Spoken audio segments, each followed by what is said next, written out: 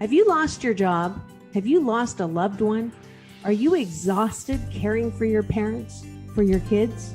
Well, you can find immediate relief when you read Sheila Mac's new #1 bestseller, Bootstraps and Bra Straps.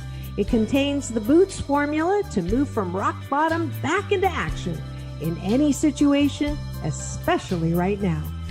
So if life has knocked you down, pick yourself up with Bootstraps and Bra Straps.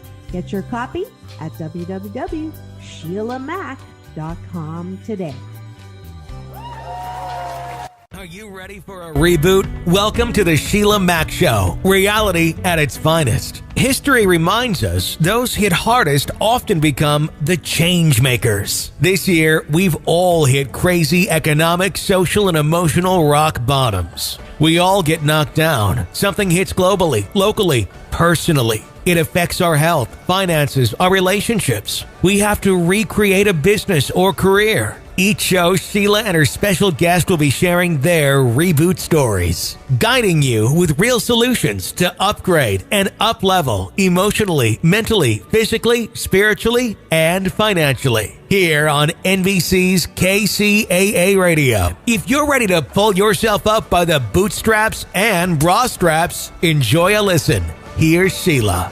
Welcome to the Sheila Mac Show, reality at its finest. Here we have real people sharing real stories and actionable steps to help you reinvent, rebuild, and reboot your business and your life on your terms. Here I have special guest today, Udo Erasmus, and he is of Udo's Oil. Udo is a pioneer of the health and wellness industry, having created flax oil and the healthy fats movement. He is also the co-founder of the UDO'S CHOICE supplement brand, a global leader in cutting-edge health products, having sold tens of millions of bottles of healthy oils, probiotics, and digestive enzymes. Udo is an accomplished author, including Fats That Heal, Fats That Kill, and has sold over 250,000 copies worldwide.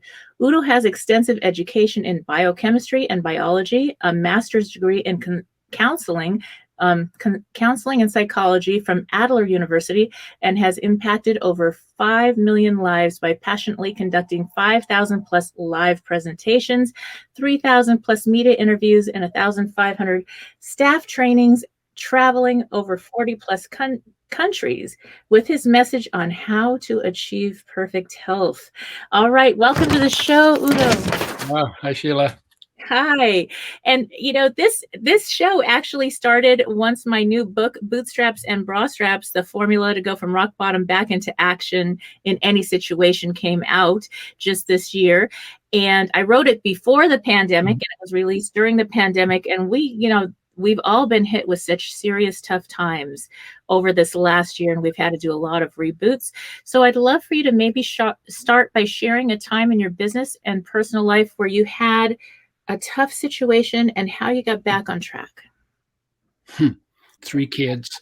Mm-hmm. Marriage broke up. I was really upset. 3 little kids, and it was a tough breakup. And because I was upset, I wanted to kill something. And I had a pesticide applicator's license that I had written an exam for in a gardening job that I had. Wow. So I took a full-time job as a pesticide sprayer. Mm-hmm. And I was really careless. I got poisoned. I was really careless. I walked through over the lawns. I sprayed barefoot until the skin peeled off my feet, and I started wearing rubber boots. But I was vain and I wanted to have a tan, so I sprayed in a bathing suit and rubber boots. Had a tractor with a big tank, and so I was spraying the stuff, and the wind would drift it on my back. And somebody said to me, "Aren't you worried you're going to get poisoned?" And I said, "Nah, I'm immune." Just like poisoned by my own testosterone, I think they call it. And 3 years of doing that, and I got poisoned by the pesticides I sprayed. So I went to the doctor and said, "What do you have for pesticide poisoning?" She said, "Nothing." Oh. And at that point, a penny dropped. Oh my God, my health is my responsibility. And I knew quite a bit about biochemistry and how the body works, biological sciences. And I knew that every year your body gets rebuilt 98%. So 98% of the atoms in your body today will have been removed and replaced if you and I meet 1 year from now. Wow. And what that means is, first of all, the body is a major construction site, but it also means that healing is possible. Because if something goes wrong with the body, then I can say, okay, if I raise my standard for the food I take in, for the water I drink, for the air I breathe, so I raise that standard, and in 1 year, I will have rebuilt my body to 98% to a higher standard. And then I was like, okay, but what exactly do I need to do? So with the background I had, I went into the research journals, figured out how it all works: nutrition and health, disease and health, nutrition and health, nutrition and illness, all of that. Right. And out of that then came a whole new thing. You know, I mean, I couldn't do the job anymore. I was 38 years old. If I walked around a city block, I had to rest. I had cramps, nausea, dizziness. If I turned my head, it felt like my head turned, but my brain didn't. Obviously, that doesn't happen, but that's what it felt like. And no energy. I was like an 80-year-old man, if had to rest all the time. And what was beautiful about it, I mean, looking back, it wasn't beautiful when it happened, right? But looking back, it just cut something off. It was the end of something, because there was no way to not end it. If it was up to me, I say, well, I'll still spray next week, and maybe I'll just do a couple other stupid things, and but this thing is like, it just hammered me. I couldn't. I lived with my mother at that point. I moved in with my mother because I was sick.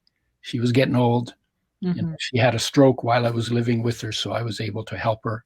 So a lot of really beautiful things happen when you look at it. It's like magic. But something had to stop me, because we have momentum, right?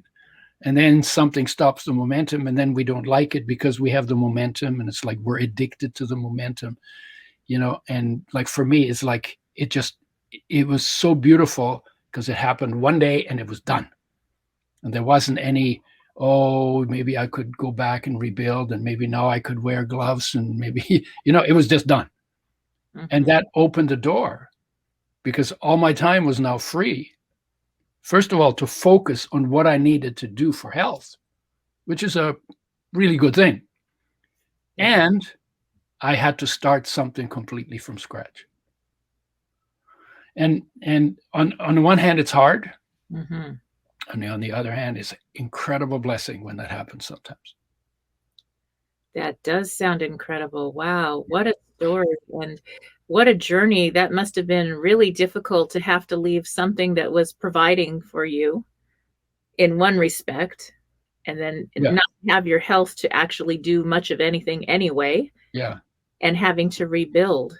Yeah. So, but you could also say, and I think this is probably is more likely, is I was not working up to my capacity. That was easy. I wasn't looking for where can I make a great difference or anything, but that stopped me, and that got me to a place where then I started learning. I got stuck on oils because it was the most confusing area. Then I found, the year after I got poisoned, I found out that omega-3s are also essential. That means you can't make them. You got to have them. They have to be brought in from outside. If you don't get enough, your health goes down. You actually fall apart. Wow. If you don't get enough long enough, you die. These are the essential building blocks for body construction that life has to have in order to build a body that works. And then if you're falling apart because you're not getting enough, but then before you die, you bring enough of this too low ingredient back into your diet, then all the problems that come from not getting enough are reversed, because life knows what to do to build a body that works, provided I take responsibility right here to make sure all the essential building blocks land in the body so life can do that job. That's what it meant. And then it was like, oh my, and then their oils, they're super sensitive to damage by light, by oxygen, by heat. So they're like perishable goods. Everybody wants products with a long shelf life. This one you got to take care of. But when I realized how incredibly powerful they are, because they have a function in every cell in the body, it was like, if we could make omega-3s with health in mind, 99% of the population doesn't get enough for optimum health. If we could bring it back into the diet, make it with health in mind, and use it properly, we could help so many people. Did the research. I said, this is something that costs no money. I didn't have any money, right? Because the pesticide job was not a high-paying job or anything. So I didn't have any money, but I had time. And so I said, okay, I can't work with this guy to make the oils. I can't, I don't have another job. I'm going to do the research. I'm going to write the book. What I'm learning about health is stuff that in all of my university, I never learned. I didn't talk about the practical stuff. And then as that, of course, started the whole thing. Then I was really shy because I came out of a war and I was always, I never liked to look at more than 2 eyeballs at a time. So the guy who published the book, he said, would you like to give a talk on oils? And it was 4 months away. I said, okay. And it came closer and I said, should have said no. Oh no, I'm going to find a reason not to go. I'm just not going to show up. I was like, I'm just really freaking out because I was really shy. When I first met you, you were on stage. I think Tony Robbins had introduced you and the oils in his UPW or one of his events about health and fitness and wellness. Yeah. And there were thousands of people. Yeah. But I'm present. And presence, I think, is more important than butterflies. Yes, in service. That does make all the difference when you're in contribution. Yeah. For the purpose. Well, if it's just about me, it's like, that's vulnerable. It almost sounds to me like, your story is so incredible. There you were getting rid of bugs, spraying chemicals everywhere. Yeah. It just wasn't aligning. Life wasn't working in different ways. The relationship broke up.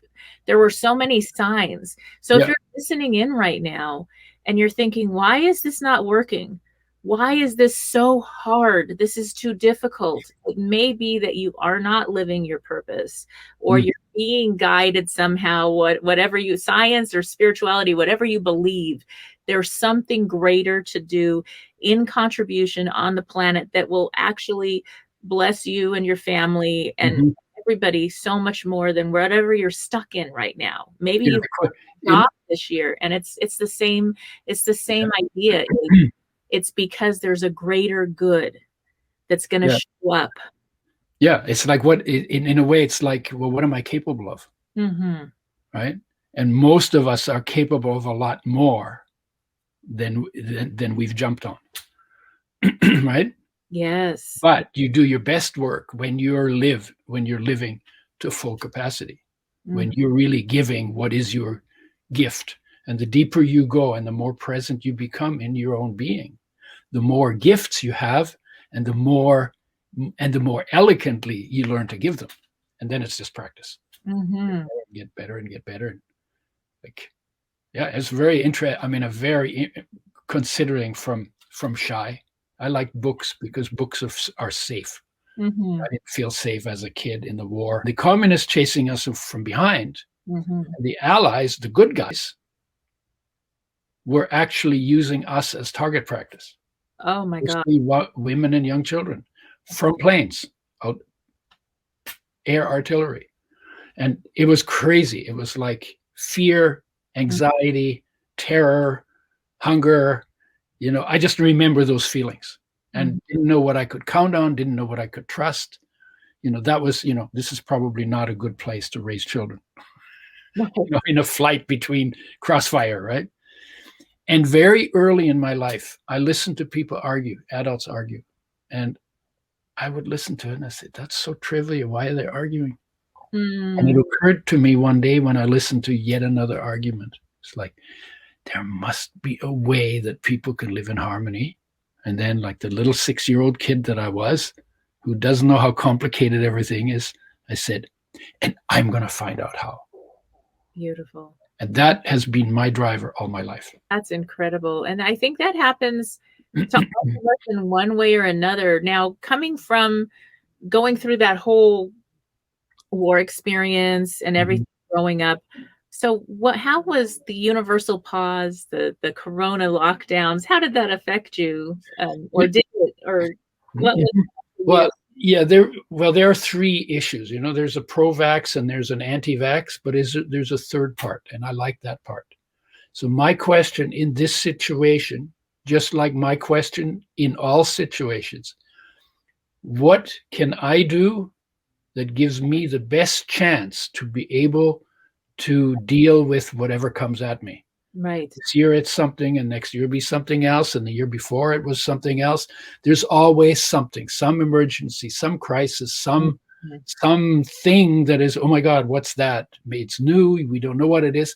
And so for me, the focus is always, how can I make this the strongest, the most capable, the most competent it can possibly be?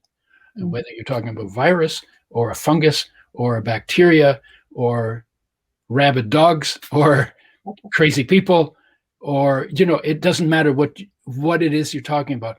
Who do I need to be comfortable within myself and within my power and within my strength to be able to deal with what comes at me? So for me, because I do a lot of self-presencing, you know, because the power is inside. Right. But most of us live mostly with our awareness out there somewhere or in here. But the power is in here. So what does it take to be in my power? And I spend a part of every day asking that question and answering that question experientially. Every day, just like I go to the bathroom and I go to breakfast and I wash the dishes, I take time to just be with myself. It's a practice, right? And the more you do that, the better you get at it. Just like learning any skill, just like learning to walk, you know, you didn't fall down and say, okay, walking's not for me, right? It is definitely a skill. I remember going on a trip with the Tony group to India and doing meditations. And I had been rear-ended by a car on the freeway the day before my trip. So when I was in the emergency room, I told the doctor, please give me a note. I know I'm okay, but just give me a note so that I can get up, because they're going to make me sit a lot. And it was really because I didn't think I could sit and meditate for long periods of time. I'm a little bit overactive and, you know, I want to go get things done. Yeah. And yeah, we're doers. You know, we're supposed to be human beings, but we've become human doings. Exactly. And I say, if you do, you turn into do. You're right. Right. Being is actually more important than doing, because you can be without doing, but you can't do without being. Yes. So being is the foundation. And when you're not on your foundation, you're actually living without foundation. Everything becomes more difficult. It does. And it took me a couple days to settle into those meditations. Yeah. And I have been meditating pretty fast. I don't know, 2012 maybe that I went for the first time. I've been meditating every day since. And this is bizarre. Okay, for the doer part of me, you know, and I have this whole saying, and all I'm doing, it's who I'm being. No matter how I show up, it's who I'm being and all I'm doing.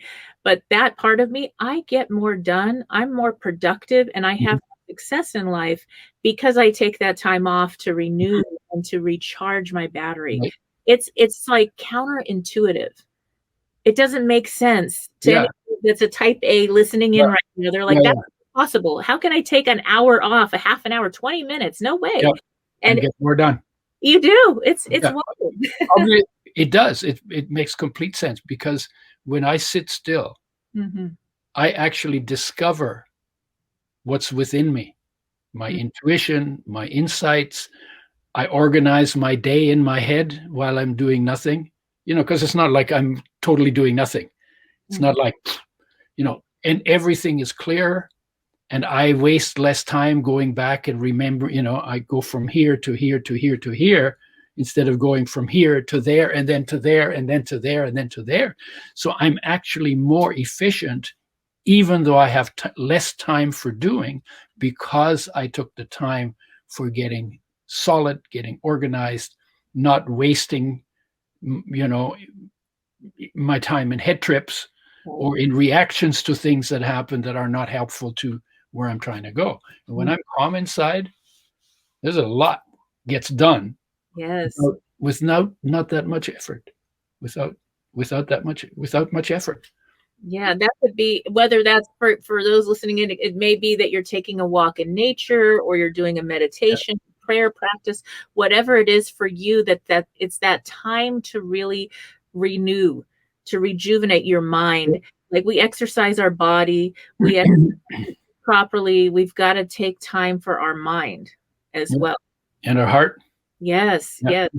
Because when I do that inward journey, the most beautiful experience that it is possible for me to have is waiting inside already for me to discover it. Mm-hmm. And nobody else can experience it and enjoy that for me. So if I don't, it's a wasted gift. This is a gift life gave me to enjoy. You can't enjoy it for me. Mm-hmm. Nobody else can. So the idea of, that's selfish. Oh, you shouldn't. No. This was given to me for the only purpose to feel it and to enjoy it.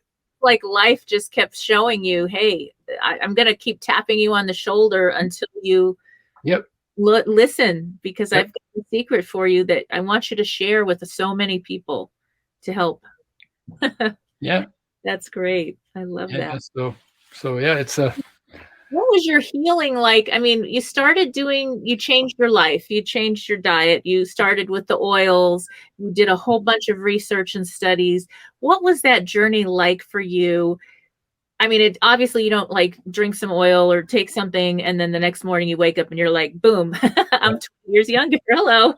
So it took time. What was that process like? I did a lot, and I became really interested because now I had a practical problem to deal with, and I talked to people who knew more than I did. Mm-hmm. So I learned a lot, and I tried all kinds of stuff. I mean, I did some fasting and I did some sweating, and I started taking certain supplements. All of this I wasn't doing. I was eating reasonably well because we ate lots of, I used to go to work with a cabbage. That was my lunch. That's just a cabbage. Oh my! Like the brother, what is it called? The Brother from Another Planet. Mm-hmm. There's a movie, isn't it, right? And the guy literally, he's walking down the street carrying a cabbage. That would be me. So I wasn't eating really badly, but I started really looking at the details. And I didn't even start with oils because that took 6 years to get that together. That just became really interesting to me because nobody was addressing it. So it was like a place where I could bring my energy to bear and create something that had never been done. But there were lots of other people looking at various parts of nutrition. So I was very interested.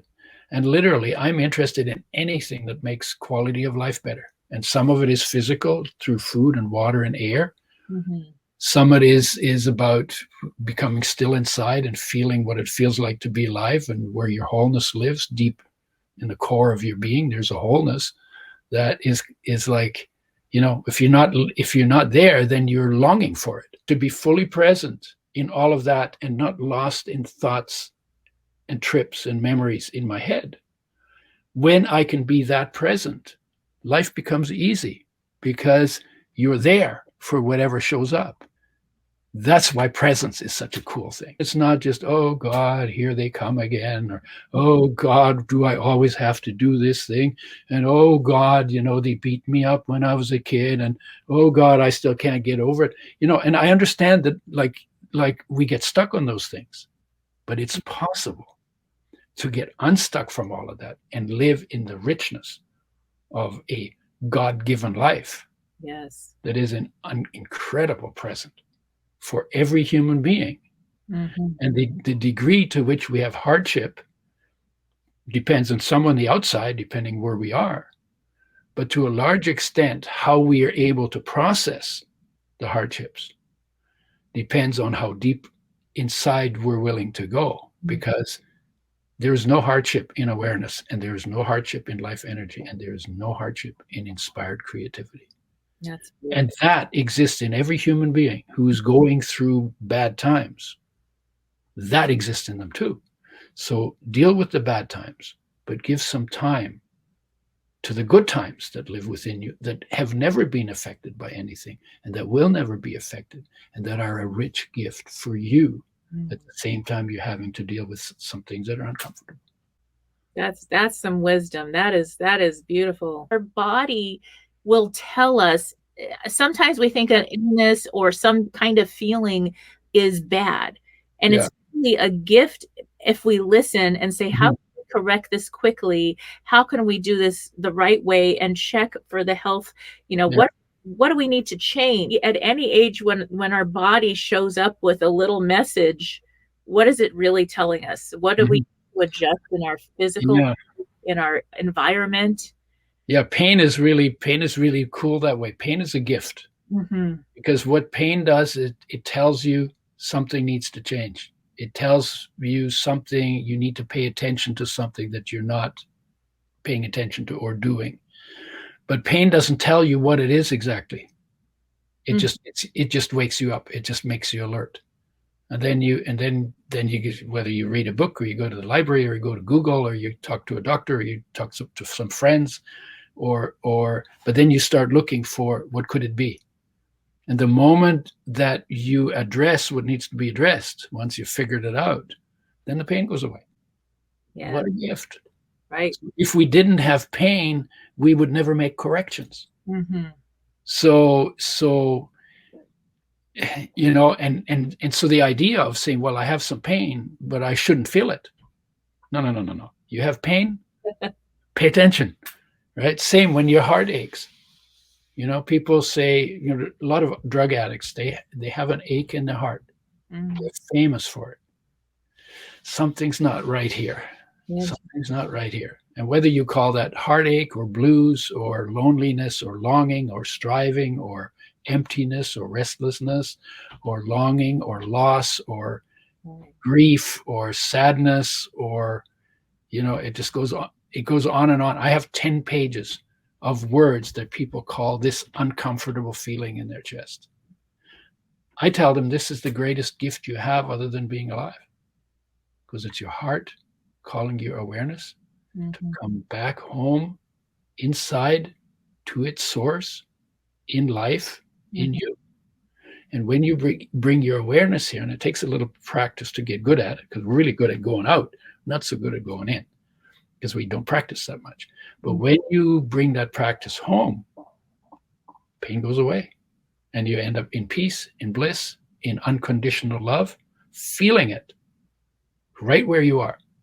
And we tend to use this as a driver for doing all kinds of external things with the unconscious or subconscious hope that when I succeed in the thing I set out to do, then I'll feel okay again. And then it doesn't happen, because you go 3 days, you accomplish the thing. Yeah, I did it. 3 days. And then this thing is back.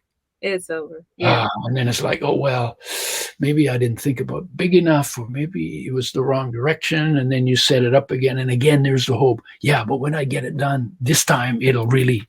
No, the disconnect is internal, and the reconnect has to be internal.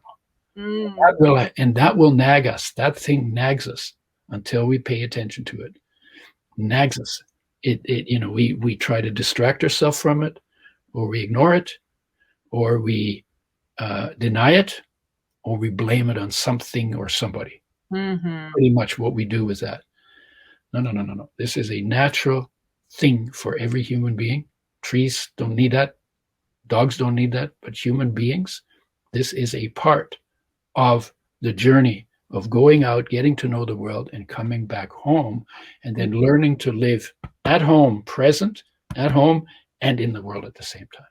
Wow, that is so incredible. And I think that was a time, I can't even tell you when it happened for me, when I realized that happiness, that joy, that success, whatever you want to call that I was seeking, it doesn't come from a person, place, or thing outside of me. It comes from me. It's a state of being. It's a state of being built into you, being built in from the beginning. And I get to own that. No, but I don't give my power or control over to a circumstance. Right. Circumstances are difficult sometimes. Things happen that we don't like, that out of our control. And that choice to stay with that beingness and to live in that and have happiness. And it's so interesting because when I made that switch in my life, I attracted happy people, happier. I mean, like, happy things keep showing up because like, I want whatever you have. I don't know what it is, but I want that. Sometimes people will say, but you'll be happier when, and I'll say, no, wait, yes, I'm always working on improving myself and all that, but I'm going to be happy right now, today, and grateful for this present moment. And then I'm going to improve and work on things because that's part of life too, but I'm going to enjoy the happiness now. Yeah, because it's a state of being that is built in and requires no conditions. It's not conditional. Yeah. You know, love is not life loves the body unconditionally. 24/7, 365. Love. And love is what we are, or life, the energy comes from the sun, solar energy, goes in green leaves, gets stuck in bonds between molecules. Those are our food. We eat the food. We break the food down, the energy, sunlight energy, or solar energy release. That's our life. That's the life energy. That energy loves the body unconditionally. And we, in our essential individual nature, are that energy. So we say, well, you know, somebody says to me, oh, whose body is that? Oh, well, this is my body. I've just said I'm not the body. I'm actually the owner of the body, and life owns the body. And the more I can be in touch with that, the more I'm going to feel unconditional love as my state of being. And then it just automatically expands into how I live into the world. Beautiful. And also how I perceive the world. Right? Because if I'm angry, I'll see enemies. I'll create enemies in my perception. You know, if I'm fearful, I'll create danger in my perception.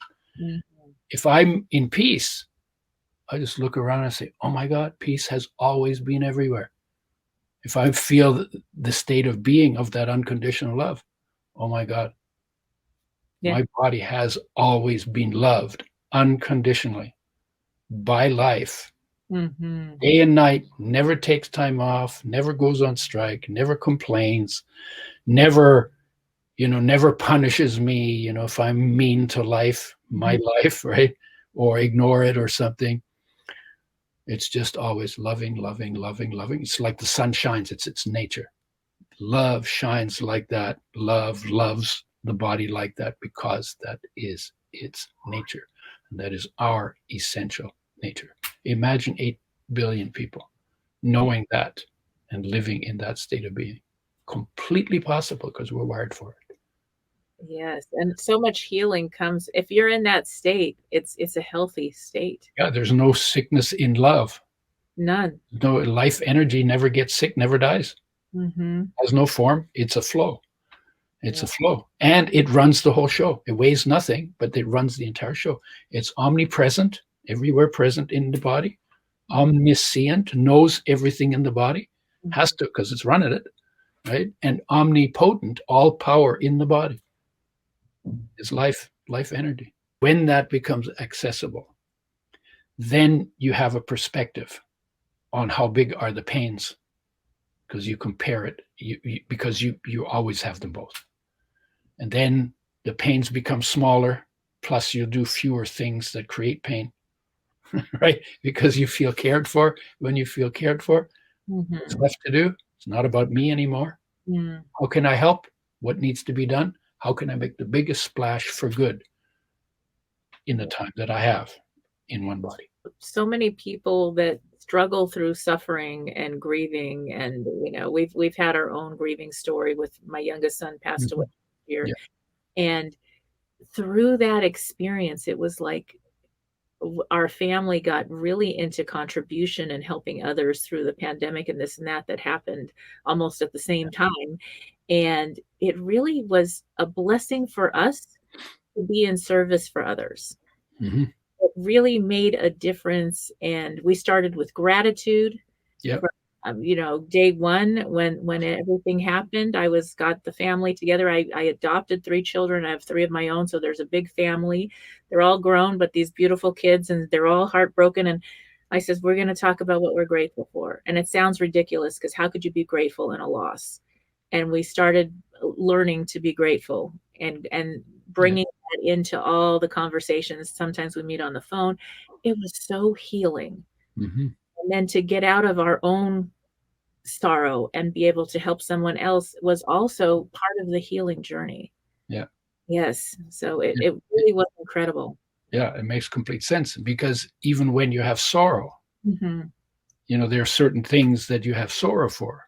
Yeah. And there are other things at the same time in your sphere of influence that it makes sense you would have gratitude for. And because you have one sorrow about one thing doesn't mean you got to be sorry about everything else either. And nobody would want their loved ones to be sorry. But will they be sorry? Of course. Yes. So you were talking about, well, how do you deal with the COVID and the lockdown? I have a little quip. I say, if you can't go outside, go inside. My family and I decided from the beginning, we're going to get different views, and people will send messages, social media, for their beliefs and one way or the other way or this way or that way. And I thought, okay, think of it as your best friend or somebody that loves you, and they totally believe this, whatever is right. Yeah. They're trying to save you because they love you. So you realize they're sending you love. You don't have to watch the video. You don't have to believe what they believe. You can just give them love back, send them a heart back, and know that it came from love, even if maybe it wasn't the same belief or understanding, because love is all that there is. And then you don't have to worry about it all. And it got rid of all the anxiety for everyone in the house. We're just, it's just love. They're just sending us love. Yeah. And then the other part of that for me is I'm going to get into maybe a share for people that are looking to maybe start using the oils or get back into wellness, get your books, maybe some information about that they can. So what I was going to say is that I'm also okay with the fact that one day my body is going to wear out, because that's a fact. Mm-hmm. Right? This is a terminal condition. I'm going to take the best care I can of it. One day something will take me out. Mm-hmm. And I'm okay with that as well. Right. So in terms of oils and all of that, number one, why I like oils. First of all, they need a lot of care. Mm-hmm. Light, oxygen, and heat damage them. They need a lot of care. They're the most sensitive of our essential nutrients. We give them the least care. So more health problems come from damaged oils than any other part of nutrition. And more health benefits come from getting oils made with health in mind, with both essential fatty acids in the right balance, properly packaged in glass, not plastic, and refrigerated in the factory, in the store, and at home, and not used for frying. Mm-hmm. So it's a different way of doing oils, but we're talking about the parts that come from fats that are absolutely essential in your body for your health. And I take a tablespoon per 50 pounds of body weight per day. So it's usually 2 to 4 tablespoons for most people. Mm-hmm. Mixed in food, intake spread out over the course of the day. Because if you took a whole glob of it on an empty stomach, your liver has to deal with it. Okay. And if you exceed your liver capacity, then it'll make you heavy, tired, or nauseous. That's your liver telling you, don't give me so much, so quick. And so if you mix it in food and spread it out over the course of the day, you get better absorption of oil-soluble nutrients. You get better flavors because oils enhance flavors. Mm-hmm. And they, because they're the most widespread essential nutrient deficiency and every cell needs them, they're good for your cardiovascular system. They're good for your muscles. They're good for your bones. They're good for your brain. They're good during pregnancy because those oils are required for brain development. And when a woman is pregnant, she needs to build 2 brains, maintain one and build another one. Yeah. Very important. And when people don't get enough, they think it's the reason why women get more chronic fatigue, fibromyalgia, depression, allergies, autoimmune diseases, and they make hormones work more effectively at the cell receptor level. They make everything more efficient. They can increase energy and stamina by 40 to 60%. They speed healing. They're required for healing, required for liver function, kidney function. They make your hair and nails grow about 25% faster and and grow better, so the nails don't split and all of that. They're required for vision. It was really cool when we started bringing that back. People saw systematically or consistently saw results. And that made it really easy to do first of all, it feels good when you hear, oh, somebody got benefit from it. Right. But the word got around because people told other people. Nice. It was just because we took the care at the front end. So we didn't have a mess at the back end that we needed to deal with. So a lot of care went into it. It's like, we call it anal care, very detail oriented. And we made decisions of how we were going to treat it and who we would work with. And only if they took care of our precious oils would we do business with them. I mean, it was amazing. And I have no business background. I have science background. I had no business background. The factor that made that successful was enthusiasm. I was on fire. I said, oh my God, we could help so many people. And honestly, I ended up making day after day after day this business decision based on a commitment to a very particular outcome, because I understood how important that outcome was for the benefits that people could get from it. And that's what drove the whole thing. No business background.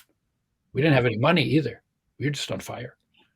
And then we took a tour, 101 days, 85 cities, 35 states, 17,000 miles by road in a van without air conditioning in July, August, half of June, half of September in the US, and slept on the floor of the van. That's where I slept. Had our clothes on the broomstick in the wheel inside the double doors. And every couple of days when we'd get really hot and sticky, we'd go to a Marriott, walk in like we owned it, and go to the showers and clean up. If they had a pool, we'd go swim in the pool, wash our clothes, hand wash them, wring them out, take them back, go back into the van, and then keep going. That's what we did for 101 days. And in 2 years, flax oil was the second highest selling oil in the natural foods industry, which is the place where we started, because that's where people used to start things that were unusual. And we charge 4 times more for the oil than people are used to paying for oil. No problem at all, because we told the story. The story was there. We had the enthusiasm. We didn't lie to people. We just told them what this is and where it belongs and why it makes sense. And we didn't try to push them to buy. We just told them. And if you tell the story appropriately, then people sell themselves if the story makes sense. Right? And my whole life I live in charm. I live in grace. I really feel like that. I'm not like a religious person to me, this is the temple. This is the temple. God lives inside. Life lives inside. Everything the masters talked about is within every human being. Yes. All 8 billion of them. Doesn't matter what their story is. There are different ways that different masters talked about it. But life is the same. Awareness is the same. Inspiration is the same. God, Father, Son, Holy Spirit. Awareness is Father. Physicists call it the field. Life energy, solar energy, the sun, light sun, but also the sun. Right. And I've had some experiences of those things as well. Science background and very, very deep spiritual experiences. Yes. And I like the experiences. I was like the mystics, the ones they actually had experiences. And those, and then Holy Spirit inspired creativity. Mm. Right? So, And it seems now that science and spirituality are connecting. yeah, to me, there's no conflict between science and spirituality. I think science looks at everything from the outside, so-called objectively, and spirituality looks at everything from the inside. So you can look at what light looks like from the outside, but when you go inside, you become the light. So that's a subjective experience of the same thing that we know goes 186,000 miles an hour, a second, and whatever all those are, and that changes into different forms of energy, but can't be created or destroyed. Right? So we have some of that information, and those two fit together perfectly well. And the people, you know, who worship the sun, it makes sense. That's where life comes from, the solar energy, right? Or they said there were spirits in the plants. Yeah, the energy in the plants is spirit, you know.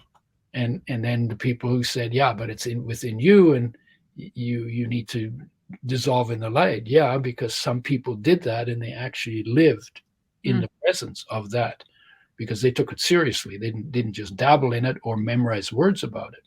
They were actually always cultivating and deepening the experience of that. And you know what? In that realm is like life is glorious.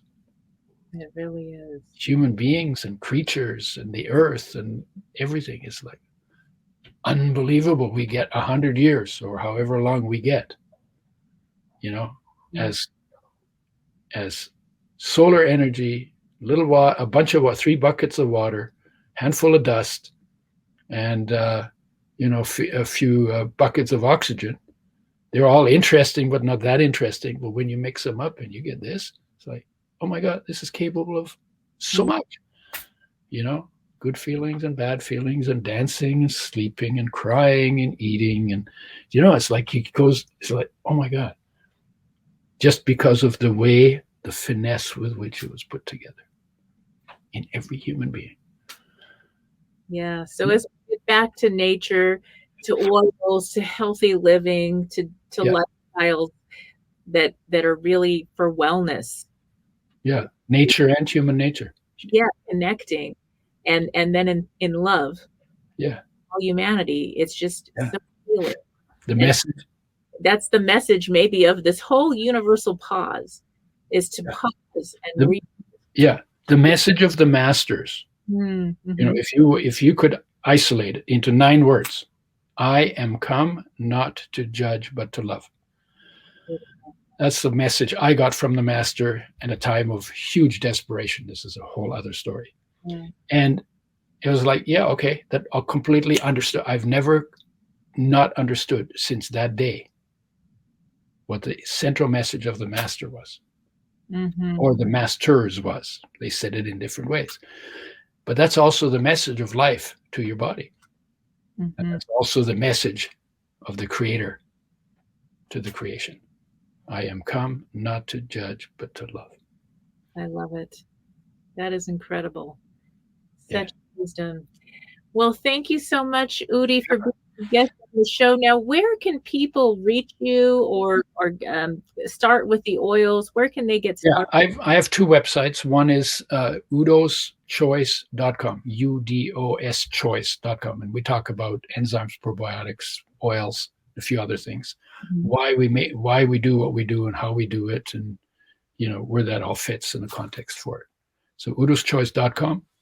And then I have another one that's UdoErasmus.com, or if that's hard to spell, the Udo, THEUDO.com.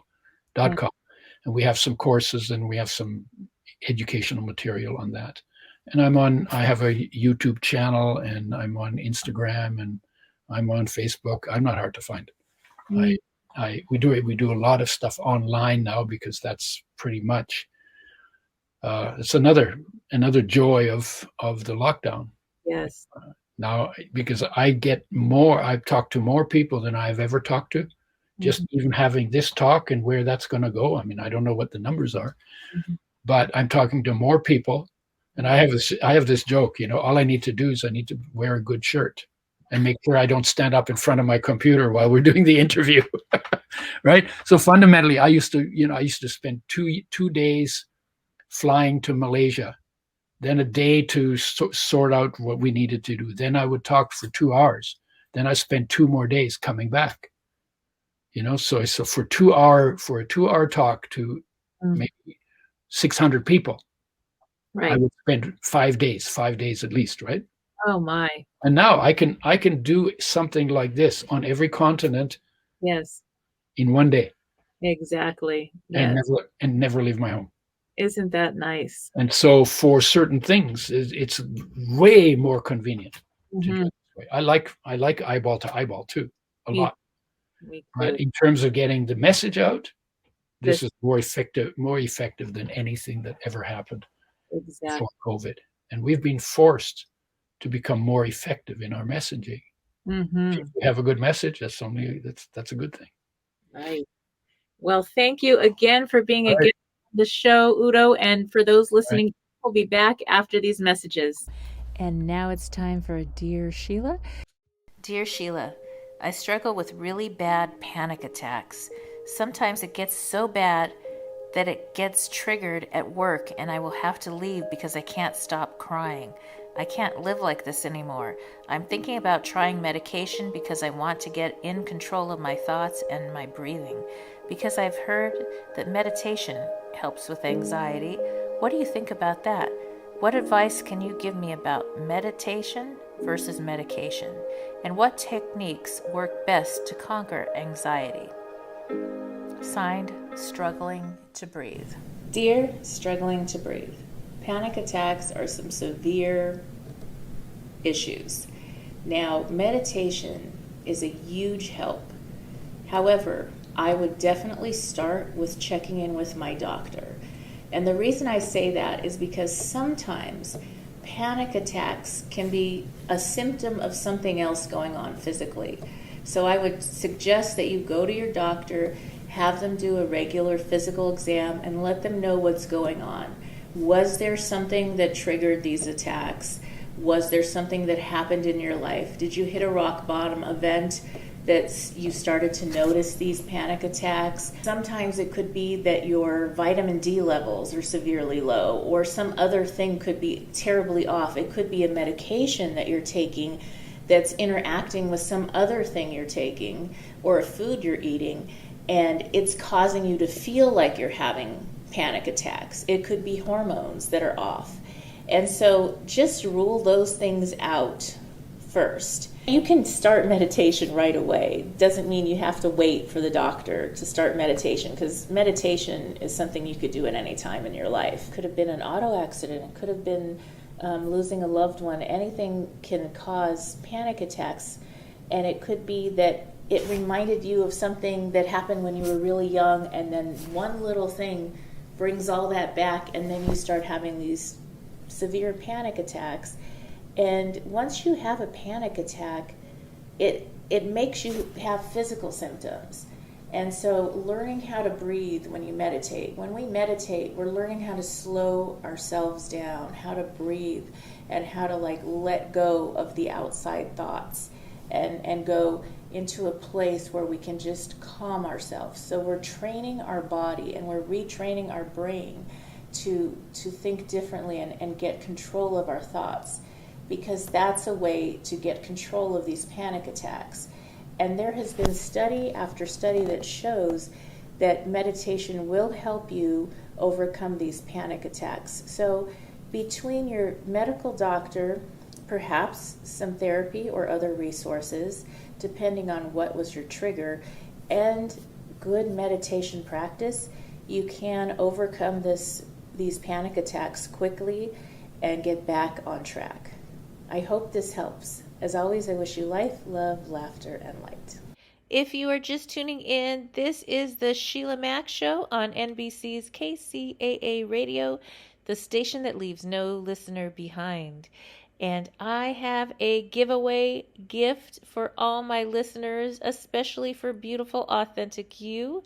Request your free introduction to the Boots formula and Boots meditation today at www.sheilamac.com/bootsmeditation. Sheila, SHEILAMAC.com/BOOTS meditation.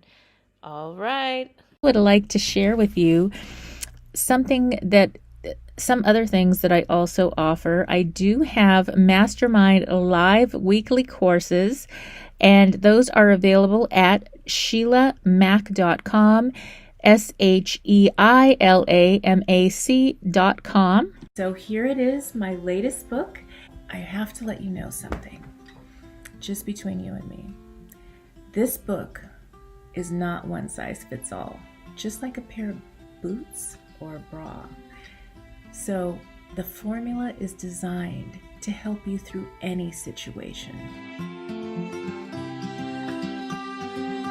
Thank you for tuning in to the Sheila Mac Show, Reality at its Finest, where we share real situations with real solutions to help you rebuild, reinvent, and reboot your life on your terms. I'm your host, Sheila Mac. I'm giving you some homework. Grab a copy of my bestseller, Bootstraps and Bra Straps, to learn the formula to go from rock bottom and back into action in any situation. If you have a burning question for the show, send it in to www.dearsheila.com.